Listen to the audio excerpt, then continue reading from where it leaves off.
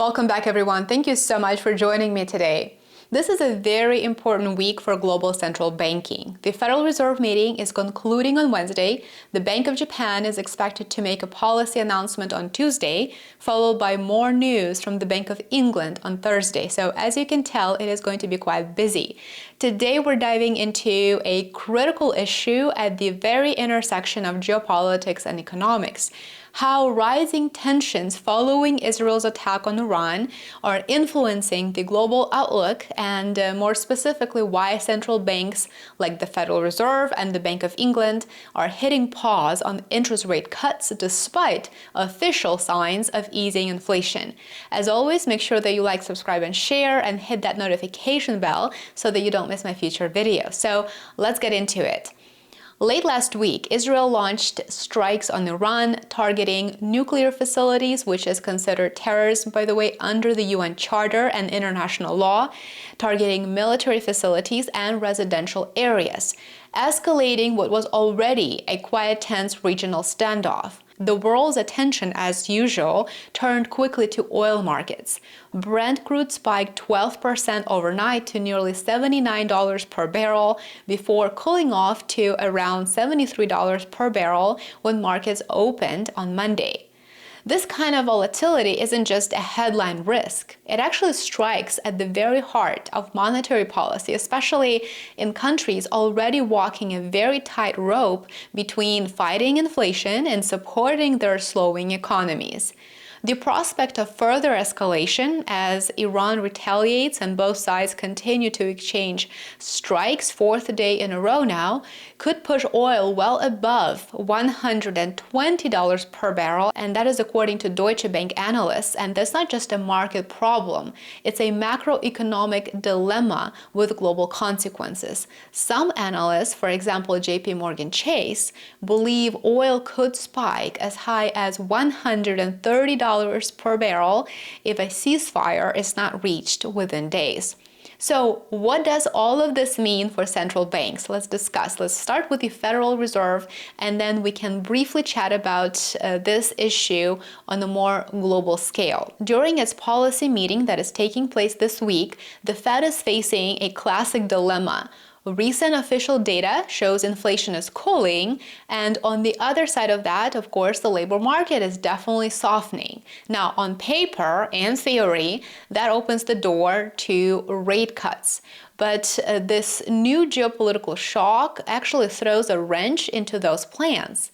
For example, the chief economist at Apollo Global Management, Thorsten Slack, summed up this very, very well. He said Fed officials are being, quote, completely torn in opposite directions. And I think that he makes a really good point. On one side, we've got a weakening job market and slowing growth. And then on the other side of that spectrum, there's this looming risk of energy prices pushing inflation back up if the United States administration fails to de-escalate the conflict.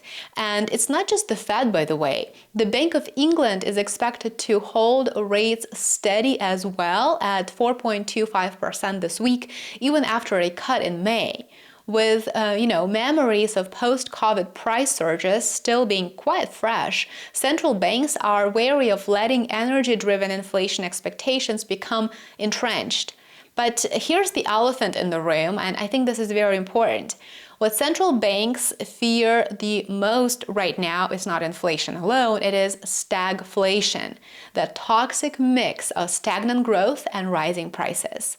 So we've seen how President Trump's trade barriers have already disrupted global supply chains, and now add to that oil shock, and you've got a recipe for weak consumer demand, rising input costs, and deteriorating business confidence globally, not just in the United States. On top of fragmenting global trade, of course. So it is really not a good picture. It is a really, really bad situation that will impact all consumers, and it appears to be deteriorating the longer the fighting continues.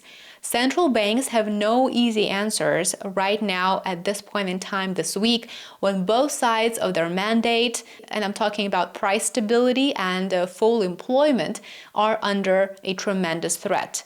And let's be honest, central banks don't want to look like they're overreacting, and they will never share the true state of affairs with you. They will tell you that inflation is transitory until they can't hide it anymore. It's happened before, and of course it will happen again. Cutting rates in the face of an oil price shock could be seen as tone deaf, especially if it leads to second and third round inflation effects like wage demands or rising service costs. So where does all of what I just said bring us? Well, for now, markets seem to be pricing in a relatively restrained scenario. Oil prices are below where they were in the beginning of this year, and the shipping lane through the Strait of Hormuz, while quieter, hasn't really been closed. Iran is unlikely to use this card, which is in its disposal, as leverage. With that being said, uncertainty is very, very high, and it is escalating with every single day. And it is up to the Trump administration to either de-escalate the conflict that it helped ignite in the first place, the conflict that can send the global economy quite literally down the drain, and if it chooses to do so diplomatically or alternatively militarily. That remains to be seen. Truth be told, diplomacy isn't really a strong talent here, unfortunately, because in the first place, we would not be in the situation if nuclear talks were conducted in good faith by the Trump administration.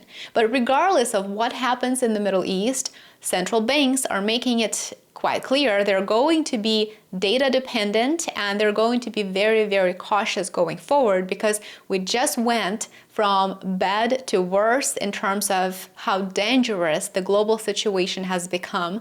And of course, make no mistake, what we see now unfolding in front of our eyes is the result of years and years of failed policies, warmongering, and fear-mongering campaigns. If we overlay this with domestic U.S. policy, things get even messier. Donald Trump recently called Fed Chair Jerome Powell a numbskull, of all things, for keeping rates at 4.25 to 4.5%. If we cut our interest by 1 point, for years, we save $300 billion. If we cut it by 2 points, we save, because it's pretty equivalent, we're going to spend $600 billion a year, $600 billion, because of one numbskull that sits here.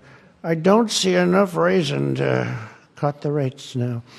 And the problem he's got is that, and I explained to him, look, if inflation went up, cut your rates now.